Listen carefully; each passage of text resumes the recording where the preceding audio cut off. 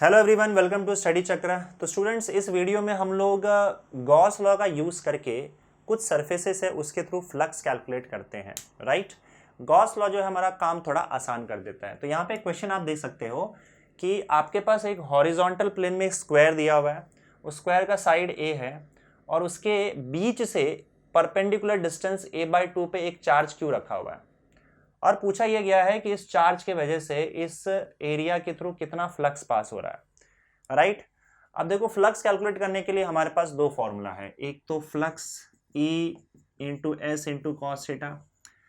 अब देखो, इस केस में क्या है कि आपका एक तो सरफेस होना चाहिए फ्लैट, और फ्लैट के अलावा इस सरफेस का जो ds वेक्टर है, जैसे electric lines of force uniform होने चाहिए। Electric lines of force uniform और आपका सरफेस फ्लैट, तब ये काम करेगा। अगर आपका इलेक्ट्रिक लाइंस ऑफ फोर्स जो है वो पूरे सरफेस पे कांस्टेंट नहीं है तो ऐसे केस में, या फिर डायरेक्शन अगर मान लो सेम नहीं है, तो आपका थीटा अलग अलग आ जाएगा। ये यहाँ पे देखो हो रहा है। जैसे यहाँ एक इलेक्ट्रिक लाइंस ऑफ फोर्स यहाँ से अगर गुजरता है तो उसका डायरेक्शन देखो इस डायरेक्शन में है इलेक्ट्रिक फील्ड, क्योंकि यहाँ से इलेक्ट्रिक लाइंस ऑफ फोर्स तो ऐसे ही जाएगा। पर एरिया वेक्टर जो है वो सरफेस के परपेंडिकुलर होता है, वो तो नीचे ही जाएगा ना। इनके बीच में एंगल आप देख सकते हो इतना बन रहा है। पर इस पॉइंट पे अगर देखोगे सरफेस के, तो सीधा इलेक्ट्रिक लाइंस ऑफ फोर्स सीधे ऐसे जाएगा, इलेक्ट्रिक फील्ड ई। और यहाँ पे अगर एरिया वेक्टर ड्रॉ करो तो वो भी परपेंडिकुलर नीचे ही जाएगा। तो एरिया वेक्टर और इलेक्ट्रिक फील्ड के बीच में यहाँ पे एंगल 0 डिग्री बन रहा है। तो थीटा अलग अलग पोजीशन पे आपको अलग अलग मिलेगा। इलेक्ट्रिक फील्ड का वैल्यू भी हर एक जगह पे अलग अलग होगा। तो इलेक्ट्रिक फील्ड कांस्टेंट नहीं है, थीटा का वैल्यू डायरेक्शन जो है या एरिया वेक्टर का डायरेक्शन जो है वो भी सेम नहीं है, या इन शॉर्ट थीटा का वैल्यू सेम नहीं है हर पॉइंट पे। तो आप ये फॉर्मूला यूज नहीं कर पाओगे। Then we go for integration E D S cos theta. ठीक है, लेकिन इस सरफेस के लिए इस इंटीग्रेशन को सॉल्व करना भी बड़ा मुश्किल है। राइट, इलेक्ट्रिक फील्ड हर पॉइंट पे अलग अलग है और थीटा का वैल्यू भी हर जगह पे अलग अलग है। तो हम अपना काम थोड़ा आसान कर देते हैं। और काम आसान कैसे करोगे, देखो ध्यान से।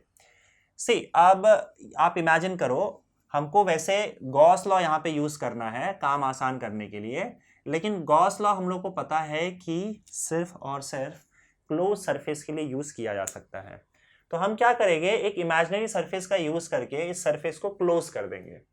राइट, अब ये क्लोज कैसे करोगे, देखो यहाँ पे हम क्या करते हैं, कुछ इस तरह का एक डायग्राम बना लेता हूं मैं और उसके बाद मैं आपको समझाता हूं। देखो, ये रहा आपका, मैं यहाँ पे क्यूब बना रहा हूं। राइट, समझ गए। अब इस क्यूब का जो नीचे वाला हिस्सा है, क्यूब का ये नीचे वाला हिस्सा, ये आप मान लो कि ये है, इसका साइड ए है, ये पूरा ए है, ये भी ए है। तो ये एक्चुअली में एक स्क्वायर बन गया है। मैंने क्यूब बनाया है तो आप समझ लेना ये एक्चुअली में एक स्क्वायर बन गया है।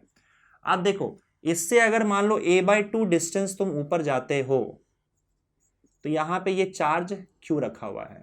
तो एग्जैक्टली ये वाला हिस्सा आपको यहाँ पे दिखेगा और a/2 डिस्टेंस ऊपर जाओगे तो आपको क्यू मिल जाएगा।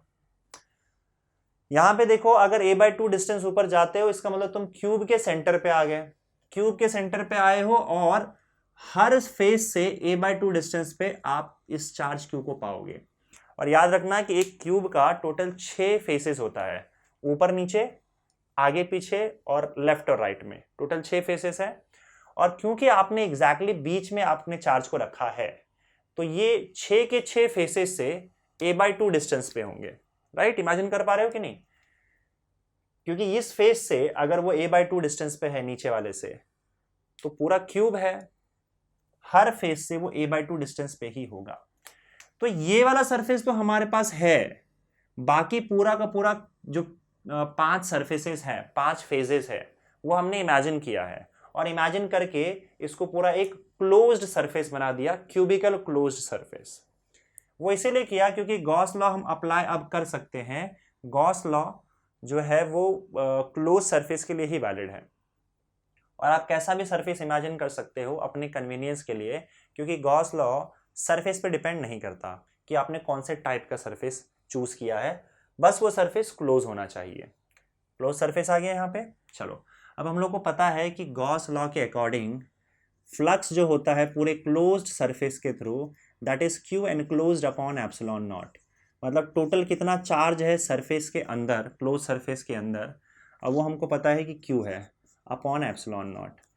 अब ये जो फ्लक्स है, ये फ्लक्स पूरे 6 फेसेस के थ्रू बाहर निकल रहा है, लेकिन हमको सिर्फ ये वाला फेस चाहिए। हमको पता है ऐसे टोटल कितने फेसेस हैं, 6 फेसेस हैं। तो ये जो भी फ्लक्स आपने निकाला है, ये फ्लक्स उन 6 फेसेस में इक्वली डिवाइड हो जाएगा। तो अगर 6 फेसेस है और 6 फेसेस में ये फ्लक्स इक्वली डिवाइड हो रहा है, तो हमको तो सिर्फ नीचे वाले फेस का फ्लक्स चाहिए ना।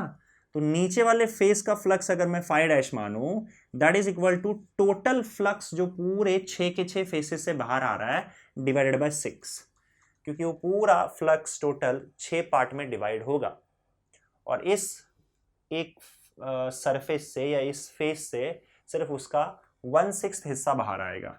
तो टोटल फ्लक्स डिवाइडेड बाय 6, और टोटल फ्लक्स हमने कैलकुलेट किया क्यू अपॉन एप्सिलॉन नॉट, तो ये हो जाएगा क्यू अपॉन 6 एप्सिलॉन नॉट। तो इतना फ्लक्स आपका इस सरफेस के थ्रू निकल रहा है और ये वही हमको चाहिए था। समझ गए? तो इस तरीके से गॉस लॉ का यूज करके हमने बड़े आसानी से इसके थ्रू कितना फ्लक्स पास हो रहा है, Q अपॉन 6 एप्सिलॉन नॉट। समझ गए चीज से? इस क्वेश्चन में देखो क्या दिया हुआ है कि एक आपका क्यूबिकल सरफेस है और इस क्यूबिकल सरफेस के एक कॉर्नर पे एक चार्ज Q रखा हुआ है। इस चार्ज Q की वजह से इस सरफेस के थ्रू कितना फ्लक्स बाहर आ रहा है ये आपको निकालना है। जो शेडेड पार्ट है ना, इसके थ्रू कितना फ्लक्स बाहर आ रहा है ये आपको बताना है। अब यहाँ पे देखो ये कॉर्नर पे रखा हुआ है, इसका मतलब ये जो सरफेस है, ये सरफेस के अंदर एनक्लोज्ड चार्ज नहीं है ये। तो अगेन आप यहाँ पे, क्योंकि अगर कॉर्नर पे रखा हुआ है तो इसका जो फ्लक्स है वो बाहर भी चला जाएगा, कुछ अंदर आएगा कुछ बाहर जाएगा, क्योंकि इस क्लोज्ड सरफेस, क्यूबिकल सरफेस के अंदर ये चार्ज नहीं है। अगर अंदर होता तो फिर हमारा काम आसान हो जाता है, क्यू अपॉन एप्सिलॉन नॉट लगा के और 6 से डिवाइड कर देते जो हमने पहले किया हुआ था। प्रॉब्लम ये है कि ये बाहर है, और अगर बाहर है तो हम क्या करोगे बताओ? और उसमें भी एक केस है यहाँ पे कि ये जो चार्ज है वो एग्जैक्टली सेंटर पे होता तो हम ये काम कर सकते थे, 6 से डिवाइड कर सकते थे। प्रॉब्लम ये है कि ये जो चार्ज है वो क्या है, कॉर्नर पे रखा हुआ है, तो हम यहाँ पे गॉस लॉ फिलहाल अप्लाई नहीं कर पाएंगे। पर यस, हम इमेजिनेशन का काम कर सकते हैं, और ये हम काम ऐसा करते हैं, ऐसा सरफेस इसके अगल बगल इमेजिन करते हैं कि वो जो चार्ज क्यू है वो सिमेट्रिकली क्लोज्ड सरफेस के बीच में आ जाए, और तब हम इस सरफेस के थ्रू फ्लक्स निकालने की कोशिश करेंगे। और ये काम देखो आप इस तरीके से किया जा सकता है। हमने किया क्या, देखो हमारा ये वाला जो क्यूब है वो आप देख सकते हो यहाँ पे है, ठीक है, और उसके अगल बगल हमने कुछ और क्यूब्स इमेजिन कर लिए हैं। जैसे ये वाला जो क्यूब रखा है, ये वाला क्यूब उठा के यहाँ पे रखा, इसके जस्ट बगल में एक और क्यूब रख दो, और उसके बाद ये दोनों क्यूब के पीछे exactly same cube, identical cubes इसके पीछे रख दो, तो आपके पास टोटल 4 क्यूब आ गए ऐसे। लेकिन आप ध्यान रखना कि अभी भी इन क्यूब्स के बीच में नहीं आया ये, ठीक है, ये तो इस साइड वाले क्यूब के इस पार्ट में है। तो आप क्या करो, ये जो 4 क्यूब आपको दिख रहे हैं ना, एग्जैक्टली 4 क्यूब जो है इन 4 क्यूब्स के नीचे रख दो ऐसे। तो अब टोटल आपके पास 8 क्यूब्स हो गए, 1 2 3 4 ऊपर, और फिर 1 2 3 4 नीचे की ओर, राइट, ऐसे। तो 4 क्यूब नीचे रखा हुआ है और 4 क्यूब ऊपर रखा हुआ है, और एग्जैक्टली अब ये जो क्यू चार्ज जो है वो इन पूरे बड़े से क्यूब के बीच में आ जाएगा। तो किया क्या हम लोगों ने, यहाँ पे मान लेते हैं कि ये जो क्यूब है उसका एज लेंथ ए है, उसके एक एज का लेंथ ए है। तो अब हमने क्या किया, एक बड़ा क्यूब बना दिया जिसका एज लेंथ 2a हो गया, और अब ये इस क्यूब के एग्जैक्टली बीचों बीच आ जाएगा। समझे? इसके थ्रू अब आप क्या करेंगे, इसका यूज करके या गॉस लॉ का यूज करके अब आप फ्लक्स निकाल लो। आपको लेकिन फ्लक्स याद रखना इसी सरफेस के थ्रू चाहिए था, ये दिख रहा है आपको, इस सरफेस के थ्रू आपको फ्लक्स चाहिए। तो पहले हम एक काम करते हैं, इस क्यू चार्ज, क्योंकि वो जो बड़ा वाला क्यूब है 2a एज लेंथ का, उसके बीच में एग्जैक्टली रखा हुआ है। तो आप एक काम करो, इस क्यू चार्ज की वजह से इस पूरे फेस से कितना फ्लक्स बाहर आ रहा है पहले हम वो कैलकुलेट कर लेते हैं।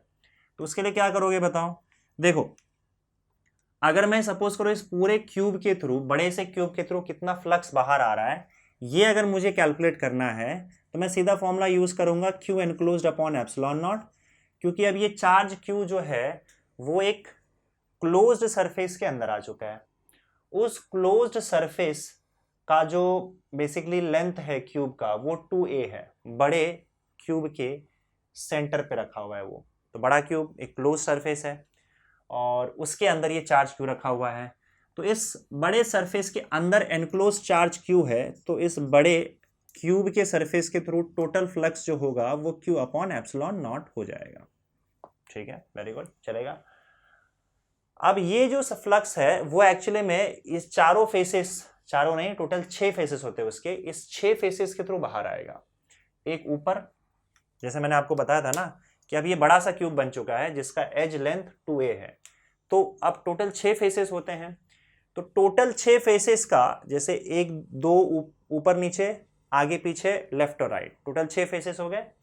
इन 6 फेसेस के थ्रू जो फ्लक्स बाहर आ रहा है वो क्यू अपॉन एप्सिलॉन नॉट आ रहा है। तो अगर मैं आपको ये बोलूं कि सिर्फ मुझे ये एक बड़ा सा फेस का फ्लक्स चाहिए, तो इसके थ्रू फ्लक्स जो आएगा, बड़े फेस के थ्रू फ्लक्स आएगा, उसको मैं φ1 लिख देता हूं, that is equal to Q upon epsilon not divided by 6, क्योंकि 6 पार्ट में डिवाइड हो रहा है। Total Q upon epsilon not जो है वो 6 फेसेस के थ्रू जाएगा, इक्वली डिवाइड हो जाएगा। तो सिर्फ एक फेस का अगर मुझे फ्लक्स चाहिए तो Q upon epsilon not divided by 6, और you can say that Q upon 6 epsilon not. समझ गए? अब ये फ्लक्स इस पूरे फेस के थ्रू आ रहा है, पर हमको सिर्फ इतने फेस का फ्लक्स चाहिए। तो ये अब जो फ्लक्स निकल रहा है क्यू अपॉन 6 एप्सिलॉन नॉट, ये पूरे पार्ट से जो निकल रहा है वो अब 4 इक्वल पार्ट में डिवाइड हो जाएगा, और 4 इक्वल पार्ट में डिवाइड करने के बाद वो जो एक पार्ट होगा वो इससे निकल रहा है। तो इससे हमको निकलता हुआ फेस अगर चाहिए तो इस पूरे का फ्लक्स जो भी है दैट इज φ1, उसको 4 से डिवाइड कर दो। क्यों? क्योंकि इस पूरे सरफेस का ये 1/4 हिस्सा है जिसके थ्रू आपको फ्लक्स कैलकुलेट करना है। तो बस इसको मैं φ2 नाम दे देता हूं, और ये फ्लक्स जो है पूरे सरफेस का फ्लक्स जो कि हमने कैलकुलेट कर रखा है डिवाइडेड बाय 4 आ जाएगा। तो पूरे सरफेस के through Q upon 6 epsilon naught आ रहा है, डिवाइडेड बाय 4 करोगे तो क्यू अपॉन 24 एप्सिलॉन नॉट। इतना फ्लक्स इसके थ्रू पास हो रहा है, और यू कैन से इसके थ्रू पास हो रहा है। तो अगेन हमने गॉस लॉ का यूज करके टोटल फ्लक्स कितना पास हो रहा है इस सरफेस से, ये हमने कैलकुलेट कर लिया अगर चार्ज किसी क्यूब के कॉर्नर पे रखा है तो। चलिए नेक्स्ट क्वेश्चन देखो, बड़ा ही सिंपल क्वेश्चन है आपका। ये एक सरफेस है, स्फेरिकल सरफेस है, उसके अंदर एक प्लस क्यू चार्ज रखा हुआ है, माइनस क्यू चार्ज रखा हुआ है, बाहर -2 क्यू चार्ज रखा है, और यहाँ पे +4 क्यू चार्ज रखा हुआ है। अगर मैं आपसे कहूँ कि इसके थ्रू कितना फ्लक्स जा रहा है, फ्लक्स कैलकुलेट करो, तो आप गॉस लॉ यूज कर लो। क्यों यूज कर सकते हो? क्योंकि आपका सरफेस जो है वो क्लोज्ड सरफेस है। क्लोज सरफेस के लिए गॉस लॉ क्या है? Total charge enclosed upon epsilon not. अब चार्जेस वही लेने हैं जो आपके सरफेस के अंदर है, और उसको ऐड कर देना है टोटल चार्ज को। तो सरफेस के बाहर का चार्ज भूल जाओ, सरफेस के अंदर ही क्यू एनक्लोज्ड में आएगा। सरफेस के अंदर 2 ही चार्ज है, एक प्लस क्यू है, दूसरा माइनस क्यू है, अपॉन एप्सिलॉन नॉट, ये हो जाएगा 0। इसका मतलब इस सरफेस के थ्रू कोई भी फ्लक्स पास नहीं हो रहा। उसका रीज़न ये है, देखो, क्योंकि ये पॉजिटिव चार्ज है, ये जितने लाइंस ऑफ फोर्स बाहर भेजेगा, पॉजिटिव चार्ज से हमेशा लाइंस ऑफ फोर्स जो है वो बाहर की ओर आता है, राइट? एग्जैक्टली उतना ही चार्ज यहाँ पे रखा हुआ है, और नेगेटिव चार्जेस के वजह से लाइंस ऑफ फोर्स अंदर आते हैं। तो भाई जितने लाइंस ऑफ फोर्स ये बाहर भेजेगा उतने ही लाइंस ऑफ फोर्स ये अंदर ले आएगा। तो जो टोटल फ्लक्स हो जाएगा वो 0 हो जाएगा। समझे? तो यहाँ पे आपका टोटल फ्लक्स 0 हो रहा है। अच्छा, एक क्वेश्चन और आ सकता है कि भाई चार्ज अगर बाहर रखा हुआ है तो इसकी वजह से आपका जो फ्लक्स है वो 0 क्यों होता है? देखो, हमको फ्लक्स चाहिए होता है इस सरफेस के थ्रू। इस सरफेस के थ्रू कितना फ्लक्स या तो बाहर जा रहा है या तो सरफेस के अंदर आ रहा है। तो अगर मान लो आप पॉजिटिव चार्ज रखते हो तो ये सारा फ्लक्स जो है वो आउटवर्ड फ्लक्स होगा, बाहर की ओर जाने वाला फ्लक्स होगा, और इसको आप पॉजिटिव फ्लक्स बोलते हो, राइट? तो हम बोल सकते हैं कि हाँ, इतने लाइंस ऑफ फोर्स जो है वो बाहर जा रहा है। अगर मान लो यहीं पे आप नेगेटिव चार्ज रख दो, तो नेगेटिव चार्ज से क्या होगा बताओ? सेम चार्ज रखोगे तो फ्लक्स उतना ही होगा, लेकिन नेगेटिव फ्लक्स होगा, मतलब उतने लाइंस ऑफ फोर्स अंदर आ रहे हैं। ओके, अब अगर मान लो सरफेस के बाहर में रखता हूं चार्ज, तो उसके वजह से उस सरफेस के थ्रू फ्लक्स 0 क्यों हो जाता है? मतलब बाहर हम काउंट क्यों नहीं करते हैं बाहर के चार्ज को? अगर मान लो बाहर आपने एक पॉजिटिव चार्ज रखा है तो इसके लाइंस ऑफ फोर्स बताओ कैसे जाएंगे? ऐसे जाएंगे, इस तरीके से, राइट? ऐसे ही होगा ना।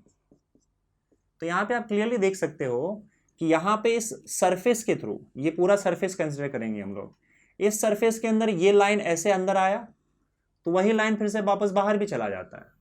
तो एक लाइन अंदर आया तो एक लाइन बाहर भी चला गया, इसके वजह से नेगेटिव फ्लक्स, इसके वजह से पॉजिटिव फ्लक्स। फिर से देखो ये लाइन अंदर गया, यहाँ से बाहर आ गया, इसके वजह से नेगेटिव फ्लक्स, यहाँ पे पॉजिटिव फ्लक्स। तो भाई जितनी लाइंस अंदर आ रही हैं उतनी ही लाइंस आपकी बाहर भी तो जा रही हैं। तो जितना नेगेटिव फ्लक्स है उतना ही पॉजिटिव फ्लक्स भी हो जा रहा है, इसीलिए टोटल फ्लक्स जीरो हो जाएगा। समझे? और अगर ये नेगेटिव चार्ज होगा तो आपके बस एरोज उल्टे हो जाएंगे। समझे? ऐसे हो जाएगा। तो यहां पे आपका हो जाएगा नेगेटिव फ्लक्स और यहां पे उतना ही पॉजिटिव फ्लक्स। पर फिर भी जितने नेगेटिव फ्लक्स होंगे उतना ही पॉजिटिव फ्लक्स भी होगा और अगेन टोटल फ्लक्स आपका जीरो हो जाएगा। इसीलिए अगर किसी सरफेस के थ्रू अगर आपको फ्लक्स चाहिए तो सरफेस के अंदर चार्ज होना जरूरी है और उसी की वजह से फ्लक्स होगा। और तभी हम गॉस लॉ यूज करते हैं that charge enclosed upon epsilon not. Surface, close surface के अंदर जितना चार्ज है वही यहां पे लिया जाता है गॉस लॉ में फ्लक्स कैलकुलेट करने के लिए। ठीक है, चलिए देखो इस क्वेश्चन में क्या दिया हुआ है। एक हेमिस्फीयर है, हेमिस्फीयर समझते हो ना, आधा स्फीयर।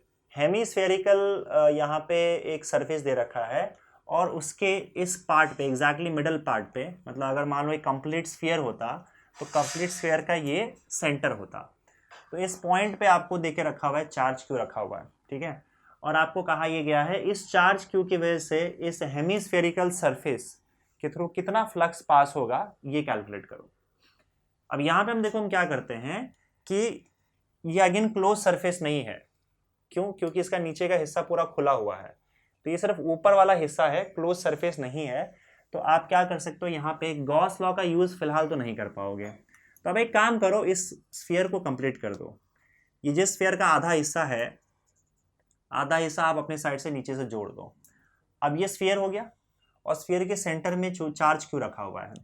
अब देखो इस पूरे सरफेस के थ्रू अगर आप फ्लक्स निकालते हो तो वो जो भी फ्लक्स आएगा इसके वजह से वो दोनों आधे आधे में बढ़ जाएगा। आधा इस स्फीयर की वजह से स्फीयर के थ्रू जाएगा और आधा नीचे वाले स्फीयर के थ्रू जाएगा। तो पूरे क्लोज सरफेस के लिए अगर आप फ्लक्स निकालते हो गॉस लॉ का यूज करके, तो गॉस लॉ होता है Q enclosed upon epsilon not. Total charge Q है तो क्यू अपॉन एप्सिलॉन नॉट। ये फ्लक्स पूरे स्फीयरिकल क्लोज सरफेस के थ्रू जा रहा है और ये फ्लक्स आधे आधे में बढ़ जाएगा। हमको चाहिए था इसके थ्रू फ्लक्स, तो इसके थ्रू फ्लक्स टोटल फ्लक्स का आधा हो जाएगा। So that is equal to 5/2, that is equal to Q upon 2 epsilon not. तो इतना फ्लक्स आपका इस हेमिस्फेरिकल सरफेस के थ्रू पास हो रहा है इस क्यू चार्ज की वजह से। समझ गए? आई होप आपको ये क्लियर हो गया होगा कि गॉस लॉ का हम कैसे यूज कर सकते हैं फ्लक्स कैलकुलेट करने के लिए। मिलते हैं अगले वीडियो में। Thank you.